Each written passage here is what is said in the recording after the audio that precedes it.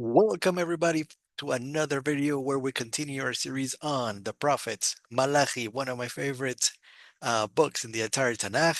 As I stated before, if you want, go and check out my first video, part one, which is a longer, uh, let's say, presentation of some of the key points that I wanted to highlight uh, in this beautiful chapter, chapter 3 of the book of Malachi, the prophet Malachi in Hebrew.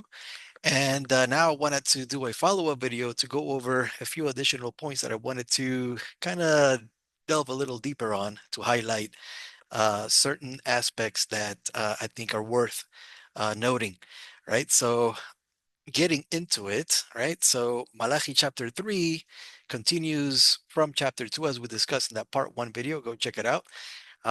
Where God is dealing with the Levites, the Levites and the temple priests, and basically continues over here with chapter 3 and describes, as we were able to show, that this is a future event, right? A future end times event where it basically lines up with all the other prophecies, all your end times, final days, messianic era type of stuff, right? That we see from the rest of the prophets. So here we see that God will send, he says, behold, I will send my angel and he will clear the way before me. And suddenly, the Lord whom you seek will come to his temple, and behold, the angel of the covenant whom you desire is coming, says the Lord of hosts. All right, so we already looked at this verse in the prior video. Now I think we can discuss this a little further, right? And over here to understand, let's see. Ineni sholeach malachi ufina derech lefanai. So this angel, this messenger, will be sent by the God of Israel in order to kind of, clear the way, prepare the path for what is about to happen. And then it says, Upitom yavo elecha lo adon asher atem mevakshim. That suddenly. Okay, so it's this word over here, upitom yavo, that suddenly, all right, the master which you seek will appear. All right, so we have a couple of scenarios over here, right? So let's go through them. And it says, Asher atem mevakshim umalach habrit asher atem chafetzim ineba, and the angel of the covenant which you desire, here he comes. So the question is as follows. So we have a couple of possible scenarios. Is this we have a messenger, right? And he prepares the way for what's about to come, and then we come to this point over here where suddenly we have the appearance, revelation, manifestation, whatever word you want to use, but it has to be sudden, something suddenly that catches everyone completely off guard and startles pretty much everyone, right? That the master appears in his temple, and the angel of the covenant which you seek comes. So is this a continuation? Are these two individuals here, are these two persons the same? All right. Is the master and the angel of the covenant the same person? So if the master and the angel are the same person, meaning that the master that comes is this angel of the Lord, the angel of the covenant, right? That suddenly appears. How was this ever fulfilled by the Roman Catholic Church's idol or their version of the messianic figure that they preach to the world? How was this fulfilled? Where is it stated in their books or anywhere in history that the angel of the covenant, the angel of the Lord, who is extremely powerful, appeared in front of everyone in the temple suddenly and startle everyone, and everyone basically just bow down and, uh, you know, uh, basically, shook in fear and trembled before this great and mighty, awesome angel of the Lord, and just the entire nation, hundreds of thousands, millions of people, witnessing this event. When does this happen? When does this happen, especially in the Temple Mount or in the temple, 2,000 years ago? Folks, it never happened. There was no such thing. All right. According to them, basically what happened was that uh, their messianic figure appeared, and he appeared as a man, as a carpenter, a poor man of poor means, who lived among the people and grew up among his the Jewish people at the time, being a Jew himself, and living as a simple Jew in a little town up in the north in the Galilee with the country folk.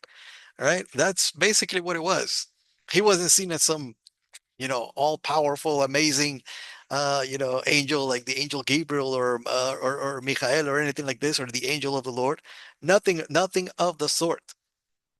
And he didn't appear magically suddenly. No, he was born since he was a baby, and it took time. 30 plus years he was with the generation of his time until he started to slowly but surely, getting his message across and spreading it, throughout until eventually he became, noted by the Roman authorities, and they put him to death. They killed the guy. So this is nothing at all what this verse is trying to say here. All right. So that's scenario one. Scenario one is are these two, the master and the angel, the person? If they're the same person, then we just saw an individual that, again, for 30 plus years, it has nothing to do with appearing suddenly to anyone. And he didn't shock anyone. There was no shock and awe. There was no sudden revelation of any kind of angelic being showing up in the Temple Mount, scaring the what out of everyone, in his just awesomeness. Nothing of the sort. So none of that happened. Scenario number two, well, maybe there are two different persons being discussed, two different entities here, right? Ha'adon, the master, and then the angel of the covenant. All right, if that's the case, now Christianity and the Roman Catholic Church and all their different denominations have, especially the angel worshippers of today, right? There's many of them, like Dr. Brown and Courtney and Scam Shamoon, who loves to preach this angel idolatry, right? And if you want to check out amazing videos on this topic, look up Yehuda Israel, his channel. He has amazing videos on the angel hunt that these people go on, in their desperate attempt to try to find some kind of hint of their idol in the Hebrew scriptures. Since they can't find anything, whenever they find an angel, they just run to it to try to worship it as their god, and it's quite embarrassing actually. So and unfortunate. But here they run into a major problem because if the two are separate, these are two separate individuals, two separate, let's say, entities over here, Hadon, the master, and the angel of the covenant. It means that they will appear suddenly and at the same time, right? And therefore, their angel of the Lord idolatry, which people, these messianics and Christians, love to teach, like Radar Apologetics channel and his good buddy Sheikh Logic, and Courtney, etc. They all love to preach this stuff. Uh, you know, Ripping it off from Scam Shamoon and Dr. Brown. Uh, then they have a huge problem because two people, two characters, which shows that they need to choose which is which. If it's one person, it wasn't fulfilled because the angel of the Lord character Jesus was not ever revealed in 2,000 years ago. That's not what happened at all. All right. If it's two separate people, then the angel of the Lord worship that they do today is complete idolatry because they're worshiping an angel, right? They're not worshiping the Adon, the master, right? So it's complete baloney, folks. It's a complete farce, and just wanted to highlight that. The second issue that we're going to encounter is over here. Basically, if we scroll down, we already touched on verse 4 with regards to the sacrifices. But if we go to verse 2 and 3, we see that when this character, whether we consider both of them, the Adon and the angel, as being the same, right? The master, who is the actual angel of the Lord, appearing, right, in the end of days, finally, making a sudden appearance, in front of the whole world pretty much, from the Temple Mount, etc. If, right, this when this angel, does appear, it says that it will be something quite fearsome and quite, that very few people will be able to withstand, pretty much, right? Because of, just the awesome power of these angels like the angel Gabriel and Michael. If you look at the book of Daniel, and you see some of the descriptions there, when he sees, certain angels, how he just falls on his face, sometimes weakened and, trembling and shaking, and like he passing out. So yeah, these angels are very, very powerful beings. And it's understandable from verse 2 that it will be quite a shocking, revelation when this angel does appear, this messenger, right? If that's, the scenario. But now he says that he shall sit refining and purifying silver, and he will purify the children of Levi. We touched this already in part 1, right? This is the mission of this angel, this messenger of God that will appear in the end of days. He will purify and get ready the house of Israel, especially the Levites, for the upcoming temple, the rebuilding of the third temple, according to Ezekiel. Okay, chapter 37, 23 to 28. Check it out, where he talks about there, about the King David, basically, right? The son of David, the Mashiach, known as David, be ruling in the end of days, appointed by God to lead the Jewish people, right? And rule as the anointed king once again, right? The Davidic house restored, and how the temple of the Lord will be once again in our midst. And again, we see here from verse 4, Malachi chapter 4, that the offerings of Judah and Jerusalem shall be pleasant to the Lord, as in the days of old and former years. So just as in the ancient times, right, 2,000 years ago, and, first temple, second temple, and anything in between, when the sacrifices and the offerings were being presented according to the Torah of Moshe, so will be happening once again with the restoration of the third temple in the Messianic era. And we see this message, and key to this, time, is the preparation for it, which will happen quite suddenly, will be and ushered in by uh, this angel, this messenger that the God of Israel will send in order to purify, right, and get the children of Israel uh, ready for this event, especially the Levites, right, the Levites and the temple priests. So that's a huge uh, point that we need to emphasize, because none of this was again fulfilled by anything in Christianity. As a matter of fact, just the opposite. Christianity believes, and these messianics uh, will teach you and will teach many, that the priesthood is done. It's actually replaced. They love their replacement theology, right? Their copycat religion. They try to replace the priesthood established by the God of Israel with another foreign priesthood that was never established by the God of Israel. They believe themselves to be the new priests. They believe themselves to be the new assembly and congregation and the people of God, who have replaced the children of Israel. They have a new quote unquote covenant, which was never given to them at all by anywhere in the, by the God of Israel. But they make these claims. Everything is a replacement and a copy of the original, okay, of the truth of the God of Israel. And here, once again, we see they're completely at odds and going the opposite direction of what the God of Israel is saying. So the God of Israel is telling us through the prophet Malachi that this angel is supposed to purify and get ready the temple priests in order to rebuild the temple and get them ready to offer the offerings, and everything will be pleasant once again, like the days of old. Christianity teaches you completely the opposite. Jesus never ever gathered the temple priests and made them pure. He never taught them anything about how to offer offerings. He never, nowhere do we find anything like this from the Gospels or anywhere in the writings. Just the opposite.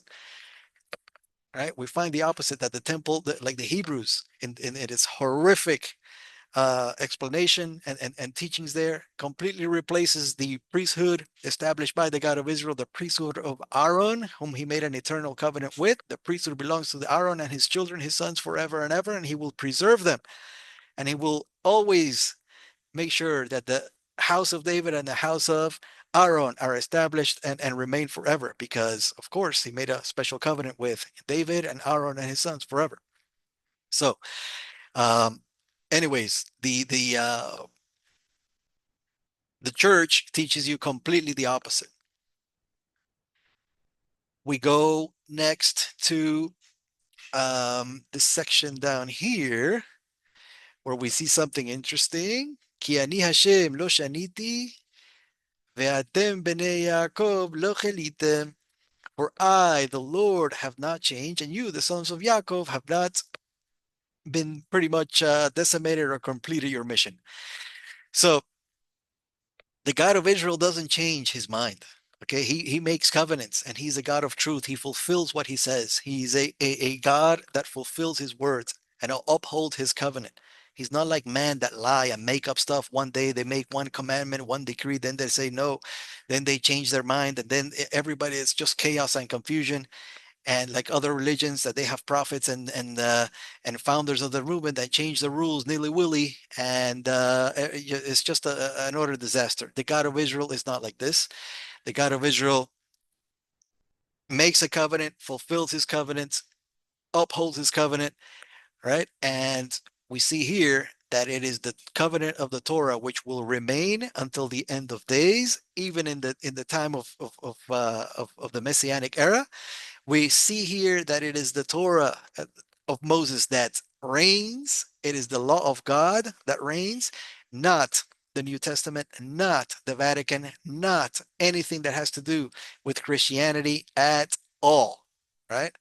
We see that here in verse 22, okay? And with this, we'll close this section over here. But if you look at verse 22, the prophet, right, after warning us of a time where the children of Israel will seemingly almost be giving up,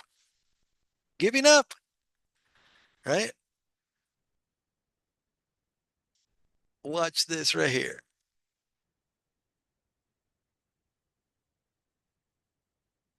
14, verse 14.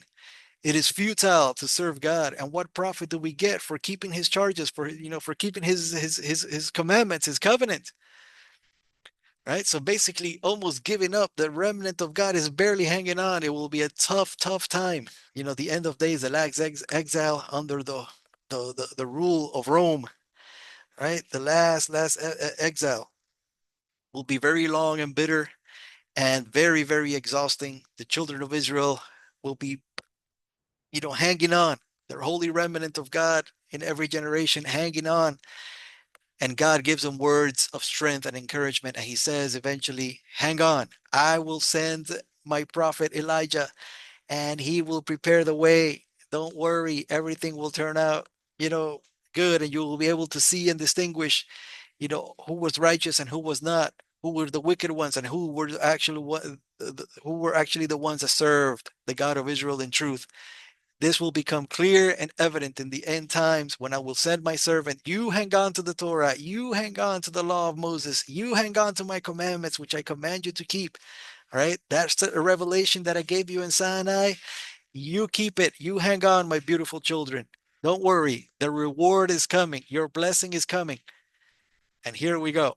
Keep in remembrance the teachings of Moses. Zichru Torat Moshe Abdi, Asher tziviti oto b'chorev, al kol Israel, chukim umishpatim. Remember forever, remember the law of Moses, the covenant of Moses, my servant, and the laws and the ordinances which I commanded him in Horeb, right, Mount Sinai, for all Am Israel, right? And now what follows? הנה אנוכי שולח לכם את אליהו הנביא, לפני בו יום אדוני הגדול והנורא. Behold, I send you Elijah the prophet, before the coming of the great day, the awesome mighty day of the Lord. And we see that he will turn the heart of the fathers, to the heart of the fathers back through the children, and the heart of the children back through their fathers. Now watch this, guys. This is amazing. Pen avo behiketi et haaretz cherem. Pen avo behiketi et haaretz cherem. Before I come and smite the earth with utter destruction.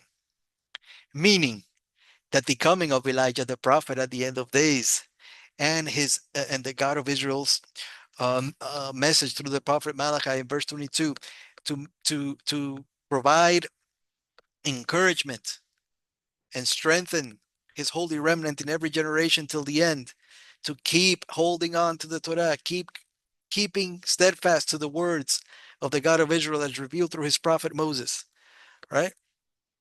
Keeping his laws, keeping his commandments. Hang on, he says. This revelation in the end of days, when Eliyahu Hanavi, Eliyahu the prophet, is sent once again to prepare, right, and return the fathers back through the children, and the children back through their fathers. This will happen lest I come and smite the earth with utter destruction, in order to prevent catastrophic events, right, to punish the inhabitants of the earth,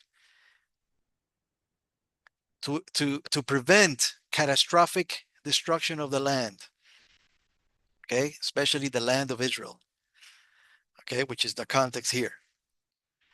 Now, we find, folks, completely the opposite. This could not have been fulfilled by the Catholic Church's version of the Messiah, okay?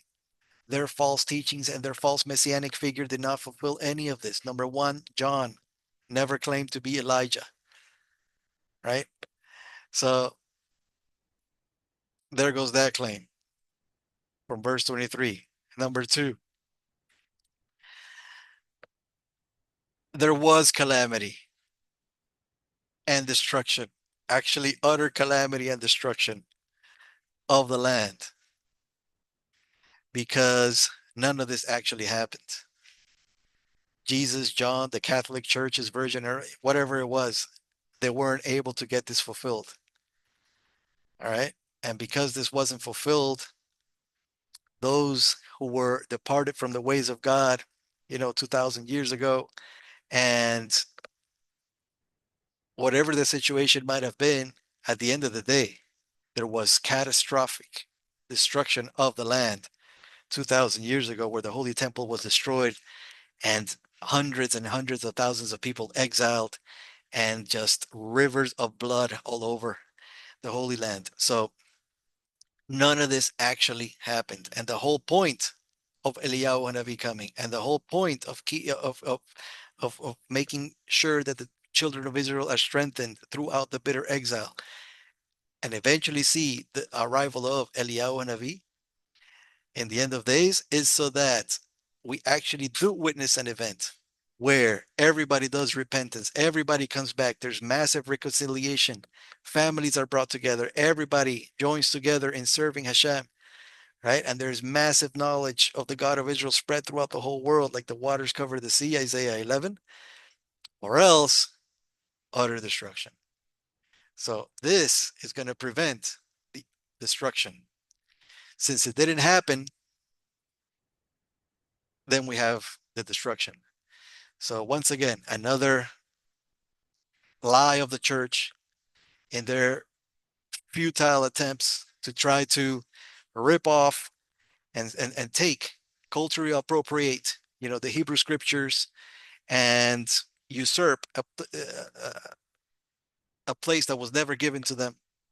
This is why they fail, and this is why their lies are getting exposed.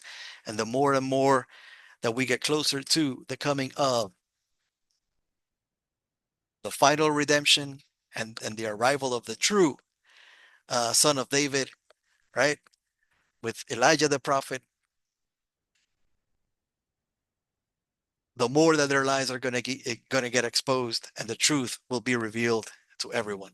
So just wanted to share a few of those points, and I'm going to follow up with another video, because there's a few more beautiful teachings that I want to cover here. And yeah, so I'll just leave you with that, and we'll catch up with another video.